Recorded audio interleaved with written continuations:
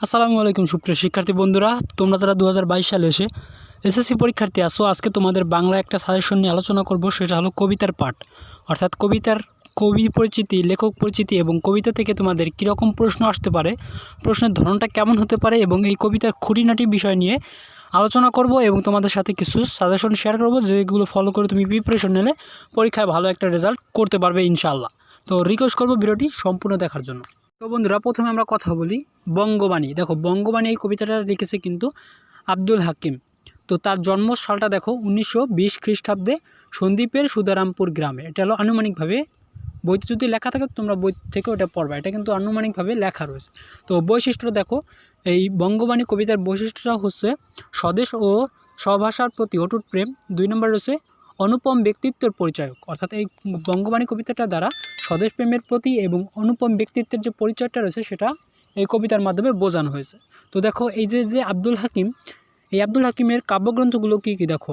1 নম্বরে আছে নূরনামা, 2 নম্বরে রয়েছে ইউসুফ জুলেখা, 3 নম্বরে রয়েছে লালমতি, 4 নম্বরে রয়েছে সয়ফুলমূলক, 5 নম্বরে রয়েছে শিহাবুদ্দিন নামা, 6 নম্বরে রয়েছে নচ্চিন নামা, 7 নম্বরে রয়েছে কারবালা, 8 নম্বরে রয়েছে শহরনামা। তো বন্ধুরা, এই যে 8টা কাব্যগ্রন্থ, এই 8টা কাব্যগ্রন্থের মধ্যে কিন্তু এই নূরনামা কাব্যগ্রন্থটা কিন্তু খুব বিখ্যাত। অর্থাৎ তুমি এই যে কবিতাটা, কবি পরিচিতি থেকে তুমি কোন কোন বিষয়গুলো পড়বে, কোন কোন বিষয়গুলো পড়লে তুমি পরীক্ষা কমন পাবে সেই বিষয় কিন্তু এখানে লেখা আছে। অর্থাৎ দেখো, তার জন্মসাল, বৈশিষ্ট্য এবং কাব্যগ্রন্থ, অর্থাৎ সে কোন কোন কাব্যগ্রন্থ লিখেছে এবং কোন কোন কাব্যগ্রন্থ অর্থাৎ বিখ্যাত হয়েছে সেই কাব্যগ্রন্থগুলো, এবং তার মৃত্যুসালটা দেখো, সে মারা গেছে 1960 সালে।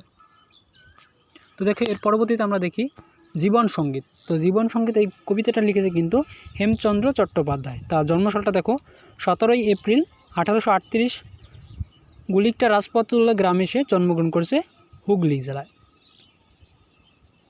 তার পিতার নাম হচ্ছে কৈলাসচন্দ্র চট্টোপাধ্যায় এবং তার শিক্ষা দেখো, পড়াশোনার অবস্থান কলকাতার সে ক্ষুদিরাপুর বাংলা স্কুলে পড়ালেখা করেছে। আর্থিক সংকটের কারণে সে কিন্তু পড়ালেখা চালিয়ে যেতে পারেনি। তো তোমাদের কীভাবে পড়তে হবে আমরা কিন্তু এখানে সুন্দরভাবে লিখেছি, তোমরা কিন্তু চাইলে স্ক্রিনশট দিয়ে রেখে দিতে পারো, বা আমাদের যে ফেসবুক পেজ রয়েছে তোমাদের সুবিধার্থে সেখানে আমরা এই ছবিগুলো দিয়ে দেবো, সেখান থেকে তোমরা ডাউনলোড করে তোমরা কিন্তু প্রিপারেশনটা নিতে পারো যদি এখান থেকে বুঝতে অসুবিধা হয়ে থাকে। তো আমাদের ফেসবুক পেজের লিঙ্কটা এই ভিডিওর ডেসক্রিপশন বক্সে দিয়ে দেবো, অবশ্যই সেখান থেকে এই নোটগুলো তোমরা ডাউনলোড করে পড়াশোনা চালিয়ে যাবে। তো দেখো, তার ইংরেজি শিক্ষক দেখো, সেই ইংরেজি শিক্ষক ছিল প্রসন্ন কুমার সর্বাধিকারী, অধ্যক্ষ কলকাতা সংস্কৃত কলেজের। অর্থাৎ সে ইংরেজি শিক্ষক ছিল কোন কলেজের, সেই কলেজের নামটা এখানে বসানো হয়েছে। উত্তীর্ণ হন দেখো, এখানে লেখা আছে সিনিয়র স্কুল পরীক্ষায় এবং কলকাতা হিন্দু কলেজ থেকে পরীক্ষায় উত্তীর্ণ হয়েছে সে। তার স্নাতক ডিগ্রিটা অর্জন করেছে কলকাতা বিশ্ববিদ্যালয় 1859 সালে।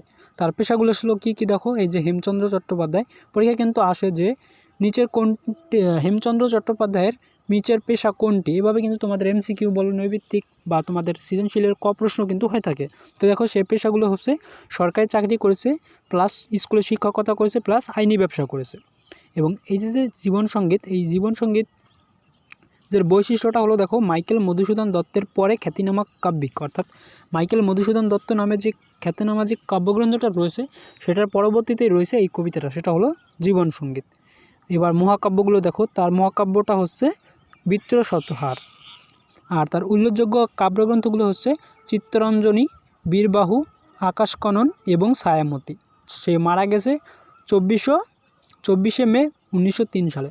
অর্থাৎ তোমাদের জ্ঞানমূলক প্রশ্ন কিন্তু এখান থেকে আসার সম্ভাবনা রয়েছে। তোমরা অবশ্যই এগুলো তোমরা ডাউনলোড করে নেবে, অথবা তোমরা এই ভিডিওটা স্টপ করে তোমরা কিন্তু স্ক্রিনশট দিয়ে রেখে দিতে পারো। কিন্তু জীবনানন্দ দাশ, তার পিতার নাম হচ্ছে সত্যনন্দন দাস এবং তার মাতার নাম হচ্ছে কুসুম কুমারী দাস। তার মাতা কিন্তু স্বভাব কবি। এবং তার দেখো জন্মসালটা দেখো, জীবনানন্দ সালের জন্মসালটা হচ্ছে 1899 খ্রিস্টাব্দে বরিশাল জেলা। তো বন্ধুরা, পরীক্ষায় কিন্তু এমসিকিউ তোমাদের আসে যে জীবনানন্দ দাস কোন জেলায় জন্মগ্রহণ করেছে বা তার জন্মসালটা কেমন। তোমরা কিন্তু এভাবে যদি নিজের খাতায় নোট করে রাখো বা এইগুলো ডাউনলোড করে বা স্ক্রিনশট দিয়ে রেখে দিতে পারো, তাহলে কিন্তু তোমাদের প্রিপারেশনটা নিতে, অর্থাৎ জ্ঞানমূলক প্রশ্নের জন্য তোমাদের কিন্তু বেশি খোঁজাখুঁজি করা লাগতেছে না, তোমরা কিন্তু এখান থেকে পেয়ে যেতেছো। তো বন্ধুরা, ভিডিওতে যারা এখন একটা লাইক দাও নাই, অবশ্যই একটা লাইক দেওয়া, আর আমাদের চ্যানেল যদি নতুন বন্ধু হয়ে থাকো তাহলে অবশ্যই আমাদের চ্যানেলটি সাবস্ক্রাইব করে পাশে থাকা ঘন্টা বাজিয়ে নোটিফিকেশনটা অন করে দেবা, যাতে শিক্ষামূলক নতুন নতুন ভিডিও আমাদের চ্যানেল থেকে যখন আমরা আপলোড করবো তখন যেন তোমার কাছে পৌঁছে যায়। তো বন্ধুরা, এখানে দেখো পরবর্তীতে একটা কবিতা আছে পল্লী জননী, অর্থাৎ তোমাদের পল্লী জননী কবিতাটাও আমরা কিন্তু এভাবে সুন্দরভাবে তোমাদের পরীক্ষায় যে আসতে পারে এইভাবে কিন্তু আমরা কিন্তু নোটটা সাজিয়েছি। তোমরা কিন্তু চাইলে এখান থেকে স্ক্রিনশট দিয়ে রেখে দিতে পারো। আর দেখো পরবর্তীতে আছে রানার কবিতা। তো রানার কবিতাও এখানে তোমার পিতার নাম, মাতার নাম, জন্মসাল, পৈতৃক নিবাস, শিক্ষা, বৈশিষ্ট্য, উপাধি, কাব্যগ্রন্থ, মৃত্যু, অর্থাৎ তার কোন কোন কাব্যগ্রন্থগুলো মনে করো পপুলারিটি পেয়েছে বেশি, সেইগুলো কিন্তু এখানে স্টার চিহ্ন দেওয়া আছে। তোমরা কিন্তু এভাবে কিন্তু নোট করে রেখে দিতে পারো। তো দেখো তার পরবর্তীতে আছে তোমাকে পাওয়ার জন্য এই স্বাধীনতা। এই কবিতার লেখক হচ্ছে শামসুর রহমান। তো শামসুর রহমানের পিতার নাম হচ্ছে মোখলেসুর রহমান চৌধুরী এবং তার মাতার নাম হচ্ছে আমিনা বেগম। তার জন্মসালটা হচ্ছে 24শে অক্টোবর 1929, সে ঢাকা জন্মগ্রহণ করেছে। তার পৈতৃক নিবাস ছিল পাড়াতলী গ্রাম, রায়পুরা থানা, নরসিংদী জেলা। তার শিক্ষা জীবন ছিল দেখো এসএসসি পাশ করেছে 1945 সালে ঢাকা গোপালগঞ্জ স্কুল থেকে। এসএসসি পাশ করেছে সে 1947 সালে ঢাকা কলেজ থেকে। স্নাতক ডিগ্রি করেছে ঢাবি অর্থাৎ ঢাকা বিশ্ববিদ্যালয় থেকে। তার পেশা ছিল সাংবাদিকতা। বৈশিষ্ট্য ছিল এবং উপমা চিত্রাঙ্কনের জন্য প্রকৃতি নির্ভর এবং বিষয় ও উপাদানে স্বরকেন্দ্রিক। তার উপাধি ছিল নাগরিক কবি। অর্থাৎ তোমাদের কিন্তু পরীক্ষায় আসবে যে নাগরিক কবি কাকে বলা হয়, তো এখানে উত্তরটা হবে শামসুর রহমান। তো বন্ধুরা এখানে সুন্দরভাবে এখানে সাজানো রয়েছে, তোমরা কিন্তু এগুলো নোট ডাউন করে রেখে দিতে পারো। বন্ধুরা ভিডিওটি ভালো লাগলে অবশ্যই একটা লাইক দেবে, আর আমাদের চ্যানেলে নতুন বন্ধু থাকলে রিকোয়েস্ট করতেছি অবশ্যই আমাদের চ্যানেলটি সাবস্ক্রাইব করবো, যাতে এরকম নতুন নতুন ভিডিও তোমার টাইম লাইনে সবার আগে পৌঁছে যায়। বন্ধুরা ভিডিওটা কেমন লেগেছে অবশ্যই আমাদের কমেন্ট সেকশনে জানাবে।